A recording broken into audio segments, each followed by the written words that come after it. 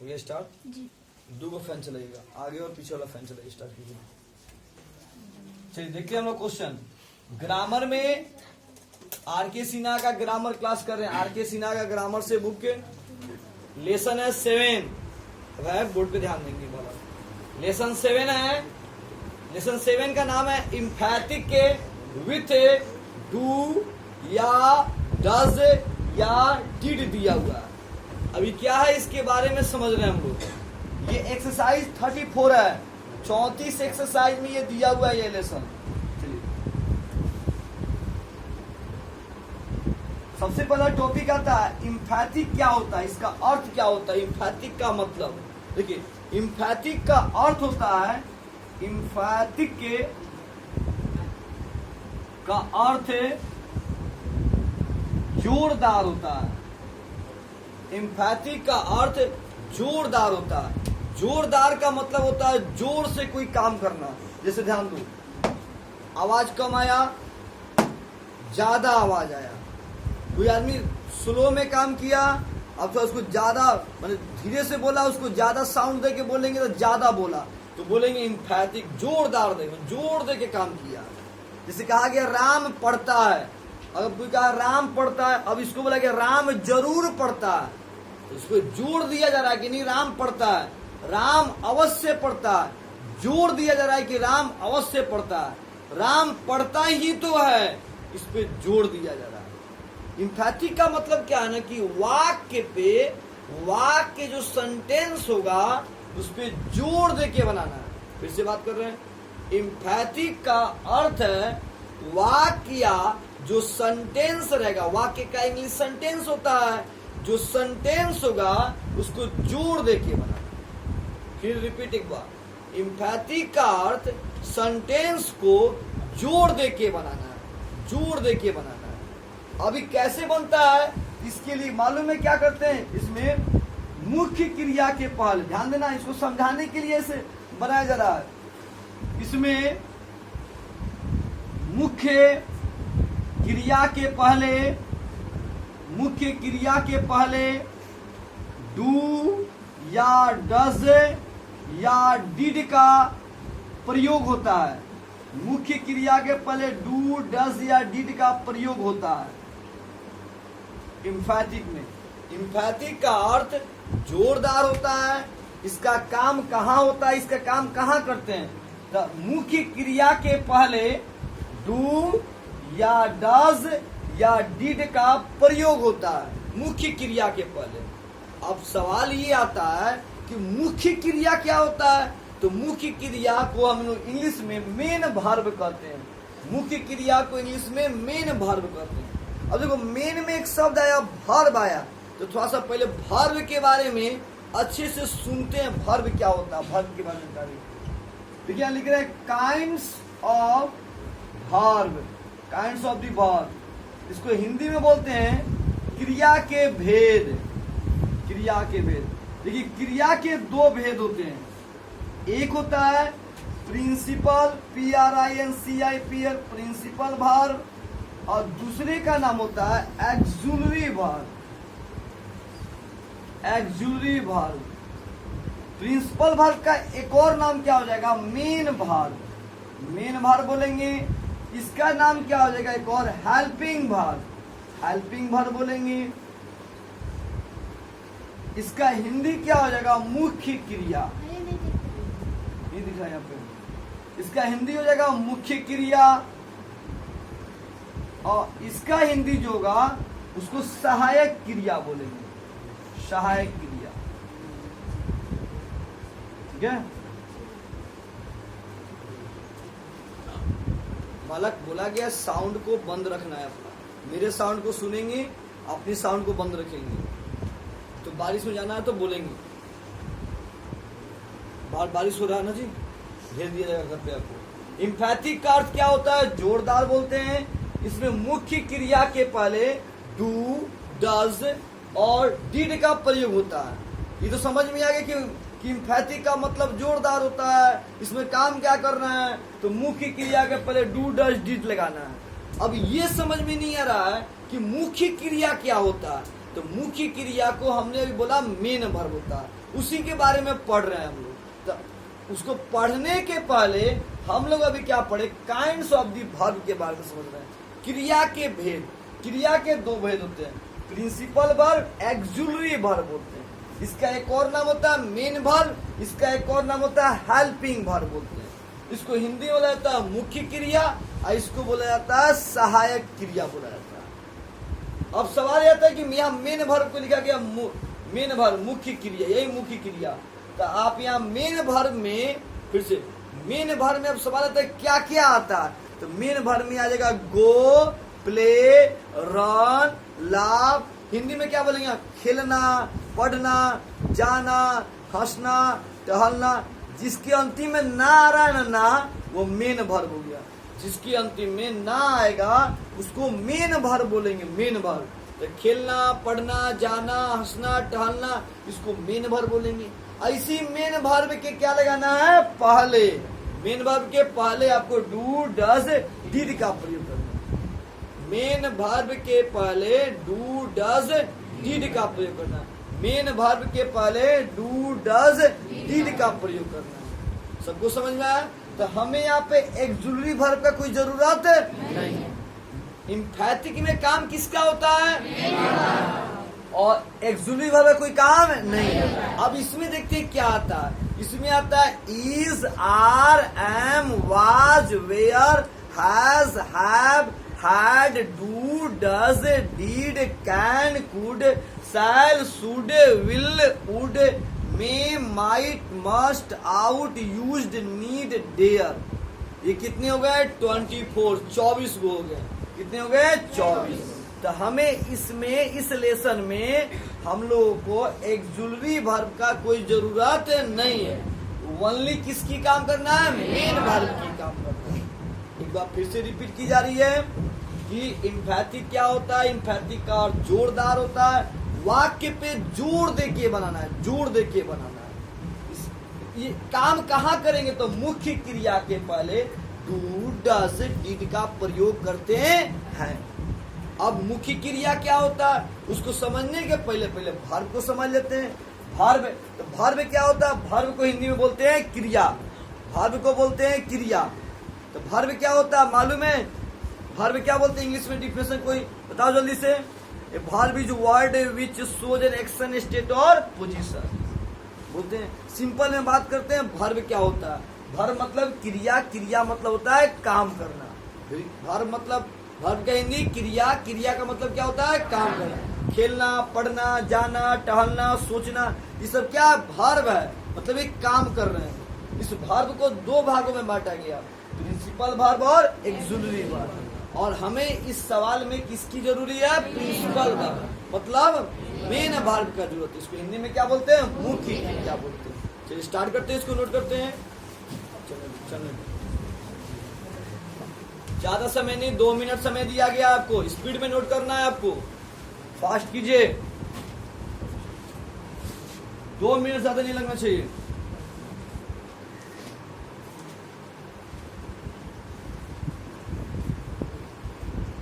तो फास्ट कीजिए।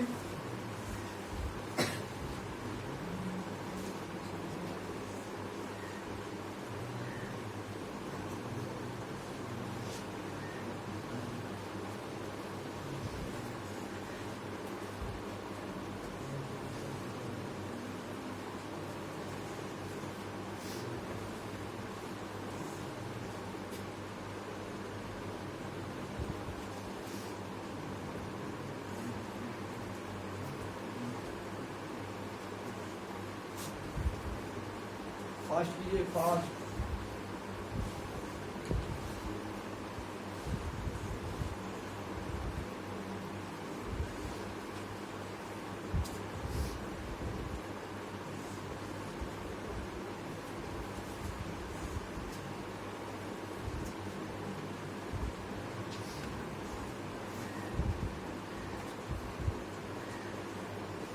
इसको रोक के किसी में फिर दीजिए, नहीं चेष्टा कौन सा ये।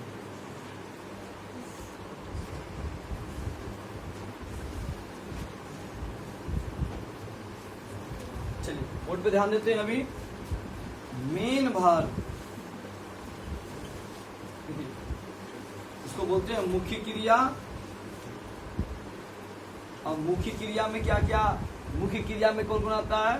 तो पढ़ना, रीड, जाना, गो, खेलना, पढ़ना, जाना, टहलना, ये सब जितने भी आएंगे ना सबको मेन वर्ब बोलेंगे।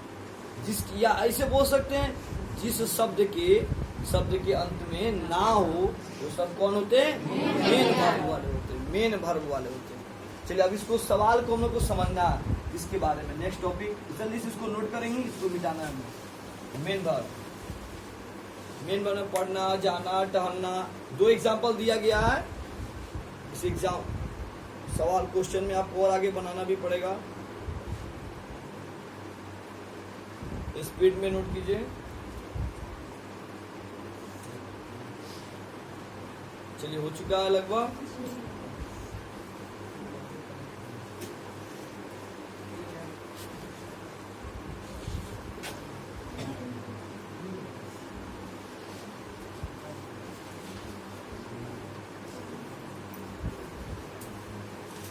चलिए बोर्ड पे देखते हैं। अब देखिए इम्फैथिक में जब हम इम्फैथिक बनाते हैं इसमें 2 टेंस का जरूरत पड़ता है। 2 टेंस का, एक टेंस का नाम है प्रेजेंट टेंस और दूसरे का नाम है पास्ट टेंस। प्रेजेंट टेंस और पास्ट टेंस। जब इम्फैथिक का काम करते हैं हम लोग इसमें 2 टेंस का जरूरत पड़ता है, एक प्रेजेंट टेंस का, एक पास्ट टेंस का। आप वहां पर जाओ तो ध्यान दो, तो लिख रहे हैं सब, तो वही से समझना। इम्फैथिक में 2 टेंस का जरूरत पड़ता है, एक प्रेजेंट टेंस की और दूसरे पास्ट टेंस की। Present tense, past tense. Present tense को हिंदी में बोलते हैं वर्तमान काल और इसको बोलते हैं भूतकाल।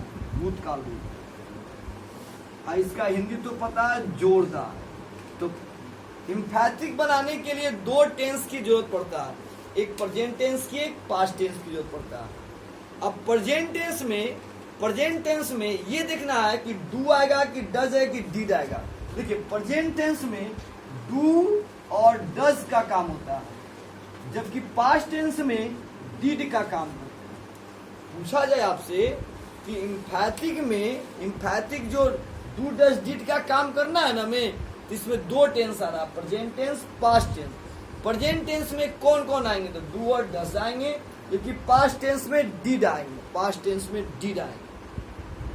अब इसमें जो मेन वर्ब की काम करना है, मेन वर्ब, तो जो यहाँ मेन वर्ब लगेगा ना, यहाँ वर्ब 1 का काम करना है, वर्ब 1 का काम करना है। इसमें वर्ब 1 इसमें भी लगेगा, इसमें भी वर्ब 1 लगेगा। अब ये सवाल आता है कि अब प्रेजेंट टेंस में कैसे सवाल बनते हैं, उसका एग्जाम्पल देखते हैं। वो दिखाई दे रहा है यहाँ पे दिख रहा। तो प्रेजेंट टेंस में काम करते हैं हम लोग। प्रेजेंट टेंस, देखिए ये क्वेश्चन दिया हुआ है, ही रीड्स, ये प्रेजेंट टेंस हो गया। अब इसका हमें करना क्या है? तो हम लोग को इसका इम्फैथिक बनाना है, इम्फैथिक। तो एक बात याद रखेंगे यहाँ पे, इसको बनाने के पहले कुछ इसके रूल्स हैं, उसको ध्यान देते हैं। ही, सी, एनी नेम, ये जितने भी आएंगे इनके साथ डज का काम करना है। तो डज लगाना है और वर्ब 1 का काम करना है। और इसके नीचे आई, वी, यू, दे, ये जितने आएंगे इनमें डू लगाना है प्लस वर्ब 1 लगाना है। इसमें डू का काम प्लस वर्ब 1, दोनों में वर्ब 1 का काम करना है। अब क्वेश्चन देखते हैं, ही रीड्स। अब इसका हम लोग को इम्फैथिक बनाना है, देखते कैसे बनेगा। तो ही का ही लिखे, ही। अब देखिए ही के साथ देखिए तो क्या लगे जा रहा है? डज लगा दिए। अब वर्ब 1 तो रीड्स का वर्ब 1 क्या होगा? रीड होगा, ऐसा हट जाएगा। ही डज रीड, इसका इम्फैथिक बन चुका। अब इसका कोई हिंदी पूछता है क्या होगा? तो ही रीड्स का हिंदी होता है वह पढ़ता है। इसका हिंदी ध्यान से सुनेंगे, वह जरूर पढ़ता है, इसको जरूर बोलेंगे। वह जरूर पढ़ता है। देखिए जोर दिया जा रहा है, वह अवश्य पढ़ता, अवश्य बोलेंगे, जरूर और अवश्य, वह अवश्य पढ़ता है। एक और हिंदी, वह पढ़ता ही तो है, वह पढ़ता ही तो है। इसको 3 चीज बोलना है, जरूर, अवश्य, ही तो है, जरूर, अवश्य, ही तो है। तो ऐसे सवाल आएंगे तब आराम से प्रेजेंट टेंस पे बना सकते हैं। इससे आएगा यहाँ पे क्वेश्चन, नेक्स्ट क्वेश्चन आएगा आपका आई प्ले, इसका बनाना इम्पैथी। तो आई का आई लिखेंगे और यहाँ देखिए तो आई के साथ क्या लगने वाला है, और उसका वर्ब वन, तो ये तो खुद वर्ब वन है, तो प्ले का क्या बन जाएगा, प्ले। आई डू, हिंदी देखते हैं, मैं खेलता हूँ, और इसका हिंदी क्या लगेगा, मैं जरूर खेलता हूँ, मैं अवश्य खेलता हूँ, मैं खेलता ही तो हूँ। यानी डू और डस का हिंदी क्या हो जाएगा, डू और डस का हिंदी जरूर, अवश्य। इसका हिंदी क्या हो जाएगा, दोनों का हिंदी जरूर, अवश्य, और क्या बोलेंगे, ही तो है या हूँ, ही तो है या हूँ। जल्दी से नोट करते हैं इसको, एक प्रेजेंट टेंस पे स्टॉप करेंगे।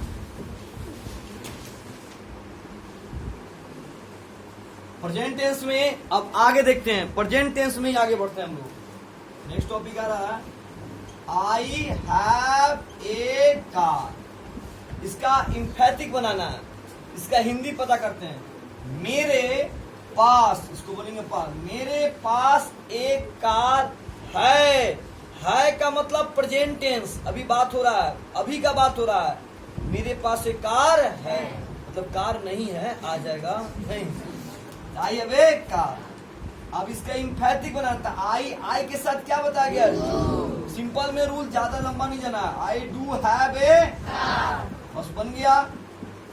मेरे, देखो मेरे पास, पहले पास, मेरे पास जरूर एक कार है, मेरे पास अवश्य एक कार है, मेरे पास एक कार ही तो है।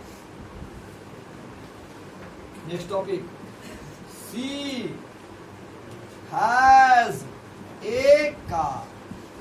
सी मतलब लड़की की बात हो रहा, उसके बोलेंगे, उसके पास एक कार है।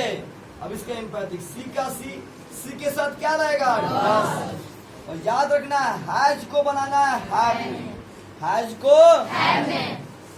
को हैव में कन्वर्ट कर देंगे। अब बच गया ए कार, तो a car, she does have a car, she does have a Hindi, उसके पास जरूर एक कार है, उसके पास अवश्य एक कार है, उसके पास एक कार ही तो है। देखिए हैज और हैव वाला आएगा, उसमें भी क्या लगाना है, डू और डज। टाई के साथ डू लगेगा और सी के साथ क्या लगाने के लिए, और हैज किसने बदलना है, बाकी को ऐसे लिखना। स्टार्ट करते हैं। तो प्रेजेंट टेंस हम लोग पढ़ चुके हैं। अब देखिए हम लोग पास्ट टेंस में प्रवेश कर रहे हैं, इम्फैटिक के पास्ट टेंस में प्रवेश कर रहे हैं। पास्ट टेंस में देखिए, पास्ट टेंस में I, we, you, they, it, he, she, any name, कोई भी नेम आएगा ऐसा, इस सभी में हम लोग को डिड लगाना है। डिड का काम प्लस वर्ब वन का काम करना है। इन सभी में हम लोग को डिड लगाना है और वर्ब वन का काम करना है। इन सभी में डिड और वर्ब वन का काम। अब इसका क्वेश्चन देखते हैं ध्यान से। ही प्लेड, देखिए इसको एकदम आसान तरीका से समझना, एकदम आसान भाषा में।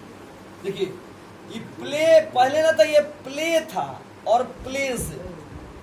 प्रेजेंट टेंस में प्ले और प्लेज होता है।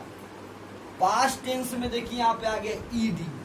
इसके अंतिम में पहचानने का एकदम आसान तरीका। या अंत में ईडी लग गया, वो कौन से टेंस में है, पास्ट टेंस में। इसी तरह देखिए, अब सबके अंत में ईडी नहीं होगा, उसको याद करना पड़ेगा। Verb forms V1, V2, V3, V4, V5। Verb forms याद करना पड़ेगा आपको, तब जाकर समझ में आएगा। अधिकांश में ईडी लगा होगा, इसको शॉर्टकट पहचानने का एक तरीका बताया गया। इसका हिंदी पढ़ते हैं। वह खेला या उसने खेला, ही प्लेड, वह खेला। पास्ट टेंस भूतकाल की बात कर रहा। अब इसका कैसे बनता है? ही का ही सब में लगाना है डिड, ही डिड, और इसको वर्ब वन में बदलना है। तो यहां से ईडी हटा दो, बन गया PLAY, play. He did play. इसका हिंदी वह जरूर, इसको भी जरूर बोलेंगे। वह जरूर प्ले माने खेला, वह जरूर खेलता ता लगा देंगे, खेलता था का मतलब समझते हैं पास्ट टेंस। था का मतलब क्या होता है? और जब यहाँ पर है लिख देंगे तो प्रेजेंट टेंस। कौन सा टेंस? तो वह जरूर खेलता था, वह अवश्य लगा दीजिए, वो अवश्य खेलता था। या एक और नाम, वह खेलता ही तो था। वह दिख रहा है ना, वह खेलता ही तो था। बोर्ड पे ध्यान दीजिए। बस एक ही क्वेश्चन काफी इसके लिए समझने के लिए। पास्ट टेंस में डिड लगाना, वर्ब वन लगाना, ठीक है। तो यहाँ इसको कैसे समझाया गया? ये पास्ट टेंस में है, ये जो दिखाई दे रहा है ये वर्ब टू में है। कौन से रूप में है? इस वर्ब टू को किसे बदलना है? वर्ब वन में। वर्ब टू को किसे बदलना है? इसके लिए वर्ब फॉर्म्स में जानकारी होना चाहिए। कल वर्ब फॉर्म्स के बारे में आपको समझाया जाएगा अच्छे से। तो ही का ही इसमें क्या लगेगा? डिड, और यहाँ से ईडी हट जाएगा तो क्या हो गया? He did. वह जरूर खेलता, ता लगाएंगे, खेलता था, वो अवश्य खेलता था, वह खेलता ही तो था। एक नेक्स्ट क्वेश्चन और देखते हैं, लास्ट क्वेश्चन है। He had a car। इसका हिंदी देखो, ही का मतलब यहाँ पे वह भी हो जाएगा या उसके बोलेंगे। उसके पास, हैड माने पास, एक कार था लगा देंगे। उसके पास एक कार। अच्छा, इसके पहले हैज हैव सीखे थे, तो हैज हैव किस में आता है? प्रेजेंट टेंस में। हैज हैव किस में आता है? हैज हैव किस में? और हैड किस में आएगा? पास्ट टेंस में। हैड किस में? पास्ट टेंस में। चलिए अब इसको समझते हैं। तो ही और हैड आ गया, समझ लेंगे कि ये पास्ट टेंस वाला है। तो पास्ट टेंस में क्या लगाना है? डिड। पास्ट टेंस में इसके बाद डिड। और एक बात और याद कर लेंगे, हैड को बनाएंगे हैव में।